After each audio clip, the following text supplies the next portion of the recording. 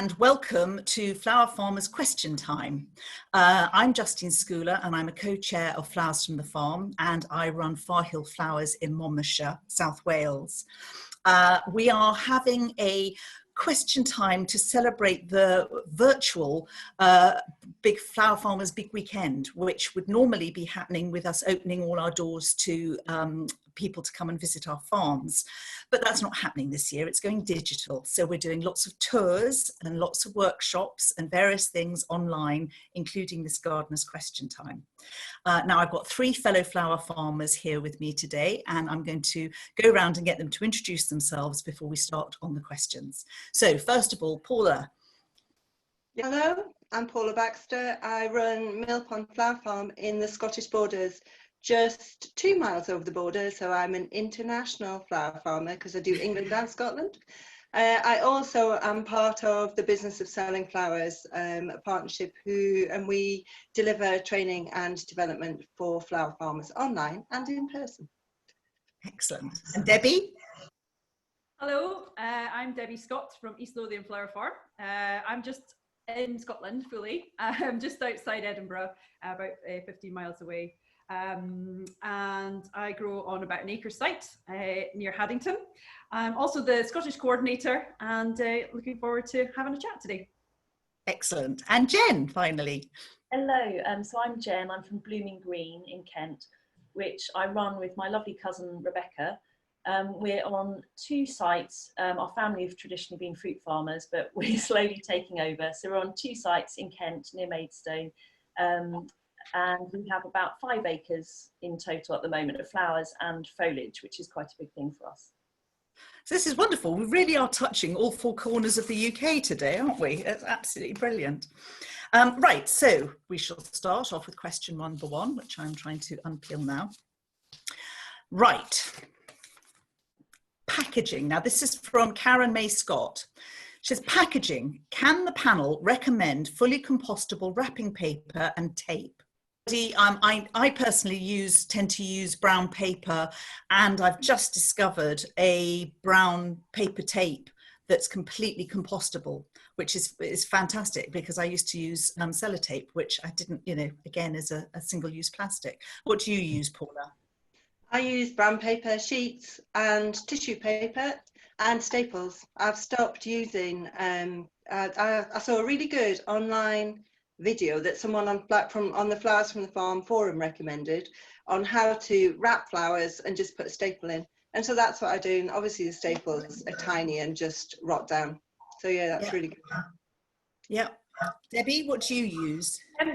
It's just paper as well, but I also just found paper tape this year, so I was quite excited to try that, and it's been great. So they can just rip that and then the whole thing can go in. I also have my sticker on, but that's paper as well. Yeah. So it's all good. And I used to do vessels, like with packaging, and it was all about sort of recycling vessels, but with this, what's going on, none of that. Just I phone the person who's delivering and leave at the door. So that's all there is. And sometimes a bit of wrap if I want it to look nice. Fantastic. Yeah, the paper tape's a revelation, isn't it? Yeah, I was really excited about that. I didn't expect it to be sticky, but it's really sticky. It's really good. And Jen, how about you? Because you do floristry a lot, so you're probably quite an expert in this field. Yeah, we just use string. We don't actually use tape at all, apart from when we're taping and potentially wiring things, in which case we use stem text, which is paper.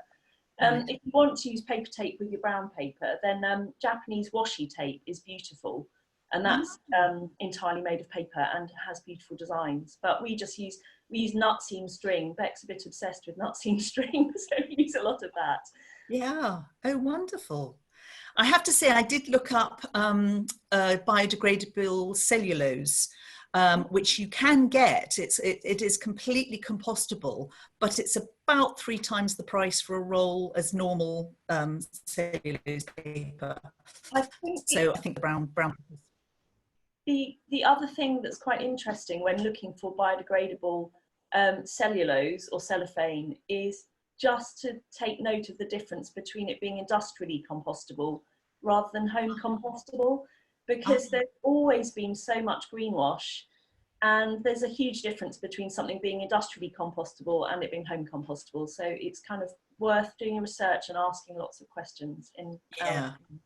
Oh, that's really interesting, because I bet if it's home compostable, it's even more expensive, isn't it? As far as I know, there isn't a home compostable one available, but that's from the research we've done. But okay. So straightforward brown paper it is, and string or paper tape. There we go. Karen, hope that answers your question for you. Right, question number 2 is from Catronelle Wright, and she says, what marketing strategies do you recommend, especially for areas of low income? Paula. Well, we're in an area of really low income. It's very rural here. It's one of the cheapest places for property in the UK, apart from inner cities. Well, some inner cities. Most, there's very little public sector work. Most work is on or around the minimum wage.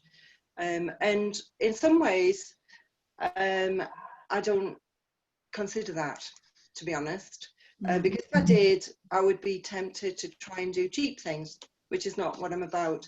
I think there are two areas to think about. If you're selling retail, which I do sell retail from the farm, then you need a range of options. So I make sure there are very affordable things for people who just want some nice flowers from the house, who are maybe on a pension or who are on a low wage. But I have found that people, no matter how badly off they are, often buy flowers as a gift to say thank you or for condolences. And in reality, they want something that expresses how they feel, and they don't want something cheap. They want something that is good quality, that looks beautiful. So having a range of options. But the other thing is, if you sell wholesale, I would advise anyone not to consider the area you're in, because florists buy from wholesalers, and the wholesale price is set across the whole of the UK. So if someone buys from Floramet or from Van Vliet or from one of the other online sellers, they order online, they pay a set price, which is set by the auction rate. And whether they're in Galashiels or whether they're in Gower, it doesn't matter. They pay the same price. So I think if you're selling wholesale to florists, then you need to consider your prices as will make you a living, are competitive, but bearing in mind who your competitors are, and they're probably not the wholesalers, but to price properly, so that if you don't price properly and if you try and sell things cheap, you won't actually sustain your business. So it's as simple as that. That's what I would say. Yeah, absolutely. Jen, what about you?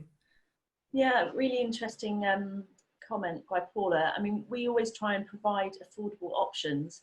And I'd say if you can offer an element of pick your own, that's a really lovely way to enable people to come to your flower plot and enjoy flowers for a very good price, but for not a huge amount of your time. Beck might argue, because obviously there's the growing, but that's an affordable option, and it's certainly not our big money spinner. It's just a really lovely way of promoting and marketing our company. I don't know if the term is loss leader, but it's kind of, it's not a loss leader, but it's an affordable option for various people. But I think I would also, kind of following on from Paula, say that you've really got to value yourself and your product first, and do the math, because there is absolutely no point in running your business into the ground, because then you're no good to anyone.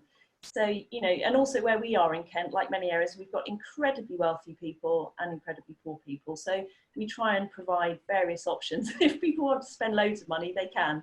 But equally, if they don't have a lot of money to spend, they can still enjoy our flowers. Yeah. And Debbie, how about you? I think both of them have covered it. Similarly, before everything, I was mainly wholesale, so that's kind of the market that I was aiming for, but obviously things have shifted to retail, and same as Paula, I try to kind of keep a range of options so people can have a small bunch, but also I think I like the thing that's working for me is sort of the unarranged, because it's quicker, so it can be kind of a cheaper option. They're getting the stems, but then they can arrange at home, so it's not, my time is not counted in the bouquet. So that moves things quicker. So they're getting the same stems, but at, you know, a different price. But similar to Jen, I'm always thinking, how much is this stem worth? What's the retail price of this stem? So I'm counting them out as I go, so that it's also consistent, because I think the thing that I want the same client to come back, and they have been, which is wonderful, but I want them to understand that each flower has a different price, so there's a bit of education there. So that sort of side of things. And the other thing I wanted to sort of say was, when I'm, my top tip for the marketing strategy, I like speaking to people. So if I'm looking at a wholesale sort of side of things, I tend to take a sample to a new florist who's come to town or wants to try out British flowers, and that seems to work as well from that sort of side of things. Yeah, so that's all. I think it's about knowing who your market is, isn't it? I tend to do mostly weddings, and you know, for me, the much better weddings are the ones where I do all the floristry as well. But I do offer the DIY buckets option, so that those people who haven't got a massive budget can come and buy my beautiful flowers and do stuff with them. And quite often you'll find people have got, you know, an aunt or a sister or somebody in the family who'll you know, say, oh, I can do the arranging for you. So that sort of opens it up a bit more to sort of, you know, people getting our lovely flowers. And yeah, I don't think there's any saving to be had in going to Dutch flowers. What we produce is so totally different to what supermarkets sell, that it's another league. But it's, you know, I think it is affordable for everybody, and I think, you know, you're right, they do appreciate it. Good. Okay. Right, Kobe Snelson has the next question, and this one made me laugh. How often do you apply seaweed during the growing season? And I immediately thought, not often enough. So, Debbie, would you want to go ahead with that one?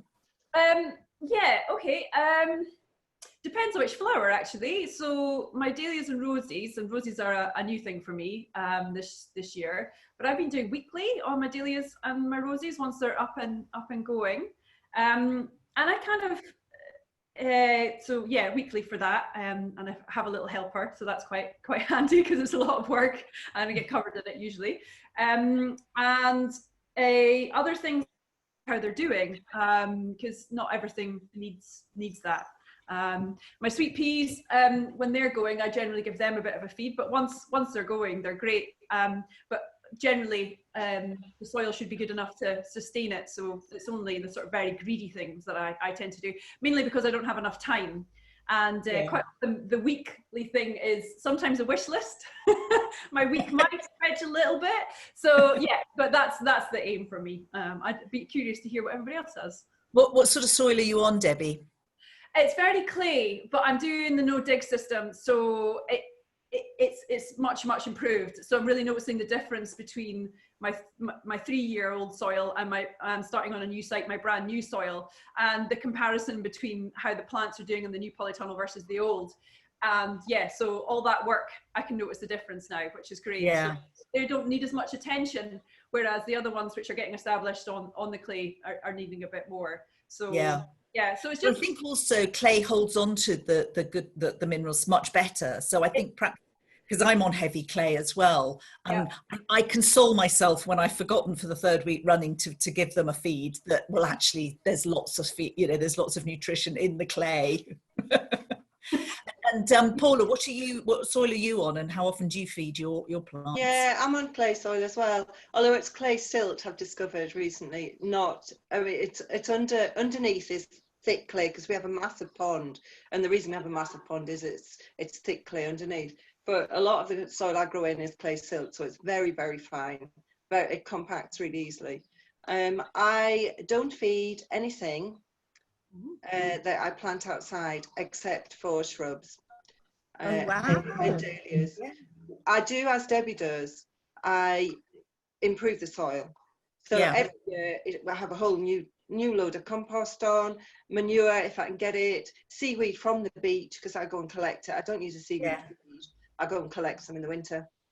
So I improve the soil outside. The things I do feed weekly are roses, which get fed every week. They never get missed. Otherwise they don't do well. Dahlias usually, though this year I managed to get a whole load of really well rotted manure and I've planted them into that. So I haven't fed them yet. I'll feed them once they're going a bit more. But I think, you know, you can get caught up in, oh, must feed everything. But actually, if you've got good soil, it shouldn't need feeding. Yeah. It should sustain, particularly annual plants. Whatever you put on the soil should sustain them for a season. And then you might have to improve the soil again. But I really think the things inside get fed more because they tend to be more productive. And I give every winter all the shrubs a good coating of manure, if I can get it, or seaweed. But through the season, I think you can get caught up in feeding, and it's probably not necessary if your soil's okay. Yeah, I should say at this point, actually, because there might be people watching who are going, what were they on about seaweed? Seaweed is a very, very good natural source of nutrition for plants. It has a bit of everything, but you can get it down into a liquid form that you then dilute with water, and that's what you feed your plants with. Just for anybody who's watching, not all of us are close to the sea or brave enough to go out collecting actual seaweed like Paula. It gets washed up. You don't have to go into the sea. Just gets washed up. Certain tides and winds, you get a whole load on the beach. We've just got 2 donkeys who are producing little lumps of gold all over the place. So that's all going into my compost as well. So I think it's going to be particularly nutritious. And Jen, do you do any feeding of plants? I know you sort of very little. No, very little. I'd say topically. So if something looks like it's flagging, then we might give it some seaweed feed, but generally not. And rather like Paula, you know, occasionally if there's some manure going. But yeah, very little. Our soil isn't great, it's incredibly patchy. We're on the green sand ridge, which sounds wonderful. And we're on a former Bramley orchard, so we've got a kind of mixture of compacted and, you know, it's a real mixture. But no, we don't feed very much at all, and occasionally we might use a little bit of seaweed, but it's so concentrated, you know, you just tiny amount. Yeah, brilliant. Right, question number 4. What are the best and hardest parts about being a flower farmer? Jen, let's go back to you.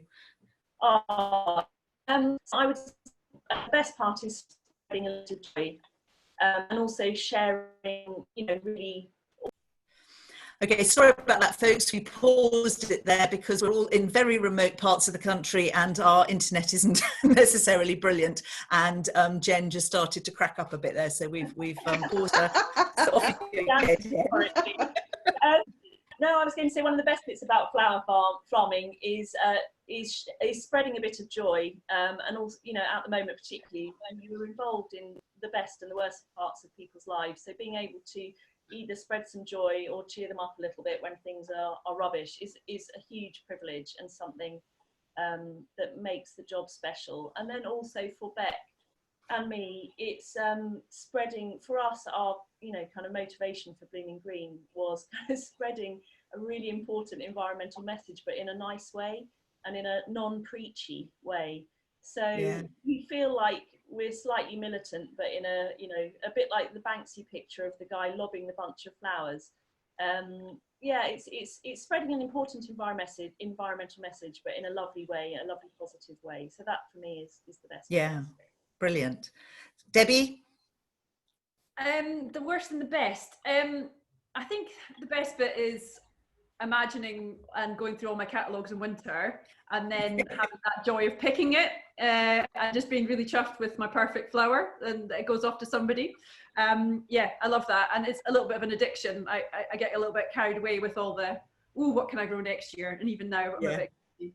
And just similarly, just being with nature and trying to get balance in the fields, and encouraging, for example, my toad to be eating my slugs rather than me having to deal with them. You don't eat them, do you? not yet, but you know. Oh, they're so horrid. I've had a bad year for that. That's my worst thing this year, is had a plague, and I don't know why. Every other year has been grand. Handing over bundles of joy as well, similar thing, being with people. And I don't know what the hardest, they go hand in hand sometimes, you know, trying to do everything yourself, being on your own sometimes. It's quite nice to have this community though, so you can feed back. So yeah. Yeah. Paula? I would have said the flowers until this year probably, because I love growing flowers and I love the flowers themselves. But actually, when it looked like we were going to be growing for no one, it made me realise how much it's the people that I like the best. Yeah. The people who are involved in flower farming, who are generally lovely, obviously, and the people who come and the reaction you get and the stories that people tell you. Actually, that's the best bit. The flowers are really a prop, I think. They're a fantastic prop. But they are a prop for the people and for people to actually give messages and to communicate. And I think that really is the best bit for me. The worst bit, apart from the uncertainty all the time, so if you're an anxious person, flower farming can often be the worst thing, because you never know what's going to happen. This year has just been a catalogue of uncertainty. But apart from that, I think the worst bit for me is bulb planting. I hate planting bulbs. I hate it. Yeah, on social media I whinge about bulb planting because it's just, I put it off, I leave it till November and I go, oh, they're still there in boxes looking at me. So yeah, bulb planting. Yeah, I think for me, like you, Debbie, the handing over a bridal bouquet, that really is, because usually by that stage you've done all the flowers set up in the church, in the venue. The bouquet is the last thing to go. If I don't get tears, I kick them. So, you will when you get this bouquet. And it's just lovely seeing somebody's reaction to something that you've put so much time and thought and effort into, and then you've had to transport it like a sort of golden egg and hand it over to them, and to get that reaction is just the best. And for me, the worst is the admin. I hate the admin. Oh yes, awful. Trying to find where, knowing I got a message, I read it on my phone, and I don't know whether it's in Messenger, whether it's WhatsApp, whether it's on Facebook, whether it's an email, and going through everything thinking, oh my God, I can't remember what they said. They wanted a bouquet tomorrow. I can't even find the message. That sort of thing, that does my head in. I tell you what, Justine, I'll do your admin. You can plant my bulbs. It's a deal. I'm even a bit closer. Oh, that would be perfect. Right, we're going to skip along. We've got 2 more questions to go, and not much time left. So this question: which flowers and foliage have been the most useful and why? Paula? Paula's frozen. The most useful. I don't know. They're all really useful. I would say for a long season, productivity and profit, roses for me. It took me a long time to get them right. And now they're right. They're amazing. Yeah. And they start flowering in early May, and they flower until I prune them back in November. They bring a really good price. They're fantastic in bouquets. They're scented. So yeah, I would say definitely roses. Foliage, probably jasmine, actually. Oh, right. Yeah, I planted a jasmine in the tunnel before I started growing flowers for sale. Actually, I didn't. Ray did. He said, we'll put this jasmine in the tunnel. And I'm like, really? It'll get really big. No, it'll be fine. I like jasmine. So in it went. And actually, it's one of the best things we've had. And it's now too big for the tunnel. And I've planted some in the other tunnel, so I'm going to take it out and put it in the garden this year. But I mean, I cut it back, and I have hundreds of stems. And even initially, I never used to get any flowers because I always used to cut the foliage.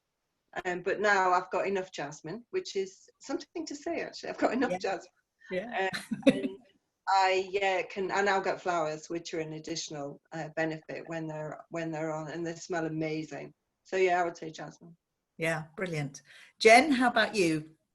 Oh, well, so I was going to say, slightly non-committal, that for me, foliage in general is something that is undervalued and or was undervalued and underappreciated. And we were very lucky that when we set up, we planted our foliage.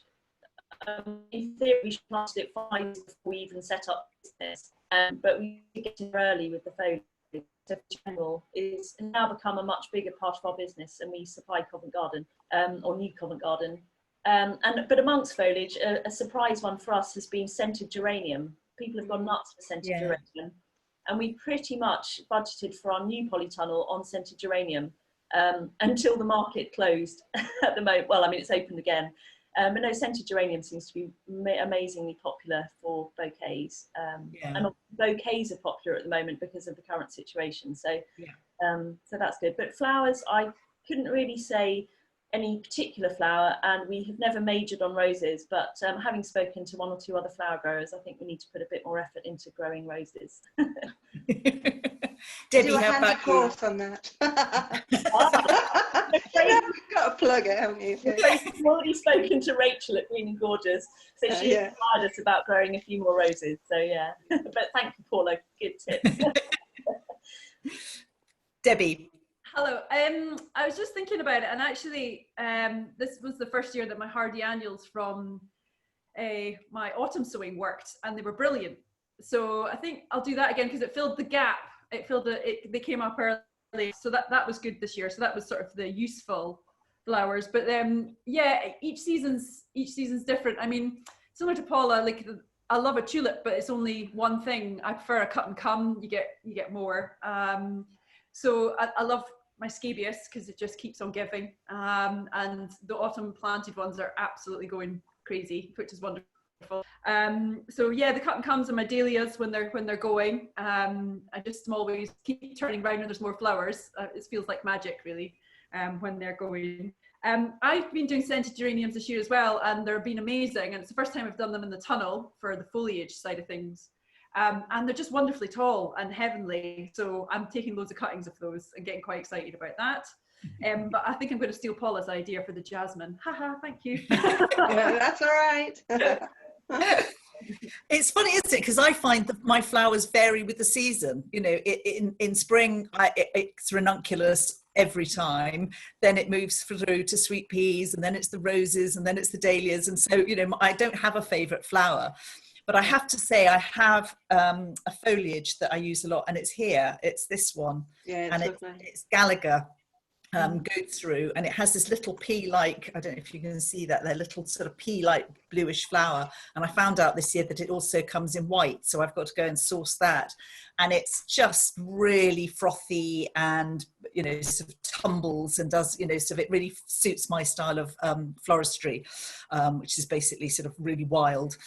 So I think I'd be really sad if I lost that in the garden. And also the Cornus eglantissima, the variegated Cornus. I love that because having a variegated foliage I find really softens the look of a bouquet. Good, right, we're bang on time. We're keeping up nicely. So we've got a last question from Andrea Julian.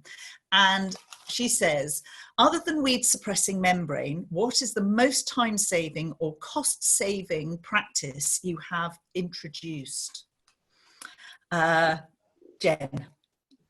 I was going to be silly and say having a cousin who loves spreadsheets. It's a great start, but no dig is, we're no dig all the way. We love it. Yeah. Beck's from a conservation background, and we've always been very kind of aware of environmentally friendly sort of methods. So yeah, no dig and a kind of regenerative approach. It's kind of win-win because it's lower cost and greater production, and you're also improving the land as you go. Yeah. It would have to be no dig and a very sensible business partner. Yeah, excellent. Debbie, how about you? Well, really having a husband who'll come and help occasionally. So, you know, getting people to come and help. But I think actually, plug for Paula again, doing her course sort of helped focus the mind on. I tend to speak to my clients about what they want. I think in the first few years, I did a lot of, I want to grow for what I want. And then, you know, tailoring the business to be more focused, that was a huge time saving. So I knew that I was going to be selling what I had, and I wasn't wasting my time on just growing things really for me. And I think that was a step from me from being, you know, just enjoying my garden really to trying to make it a bigger business. So that was, and although it didn't seem like a lot of time, but just taking that time to focus exactly what we were doing, and also just having a little plan so everybody knows what's happening in the garden. I quite like the time saving of knowing what's planted where, and because it was all in my head before, and now I had to extract it, and that took a bit of time. And although it felt like a waste of time at the time, it's been very useful. Yeah. And Paula?